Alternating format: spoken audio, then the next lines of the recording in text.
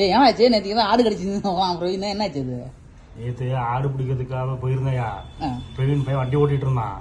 நான் என்ன பண்ணிட்டேன், 2 ஆடை பின்னால போட்டுக்கிட்டு இப்படி கையை வச்சு பிடிச்சிக்கிட்டே இருந்தேயா. இந்த கருமம் பிடிச்ச ஒரு சின்ன ஆடு என்ன பண்ணிருச்சு, நான் அதை பிடிச்சி இழுத்துட்டே இருந்தேன். இப்படி கையை பிடிச்சி இழுத்துட்டே இருந்தேன்னா என்ன வேகத்தை பிடிச்சி கையை கடிச்சு விட்டுருச்சியா. லவங்க என் கையை பிடிச்சி வரல கடிச்சு விட்டுருச்சு. ஆடு கடிச்சியா காட்டு பெரியா கடிச்சு விட்டுருச்சியா. என்ன வெளியில ஆச்சுன்னு தெரியல, கடிச்சு விட்டுருச்சு. ஒரு ஆடு வந்து கார்ல இருந்து தூக்கி வெளியில நிறுத்துறேன், இங்க ஒரு ஏத்தி விட்டுருச்சியா. இங்க வரியா கொம்பு வச்சு இங்க ஒரு ஏத்தி விட்டு. ஐயோ ரமேஷ் அண்ணா பங்கனுக்கு 2 ஆடு குத்தி எடுத்துருச்சியா என்னைய ஓட்டுக்கிட்டு. நாளைக்கு ரத்தம் கதை வந்துச்சாடா அதுக்கு? ஆமாயா ரத்தம் வந்துச்சியா. இதுக்கு இது ஊசி இதுவும் போடணுமாயா? ஊசி இதுக்கெல்லாம் யாராவது ஊசி போடுவாங்களா? இல்லையா, ஏதோ இன்ஜெக்ஷனுக்கு தடுப்பூசி மாதிரி ஏதோ போடணும். போட்டு விட்டுரு. நாய் கடிச்சா விஷம் மாதிரி ஆஸ்பத்திரியில சொல்லுவா நாய் கடிச்சிச்சு ஆடு கடிச்சிச்சு.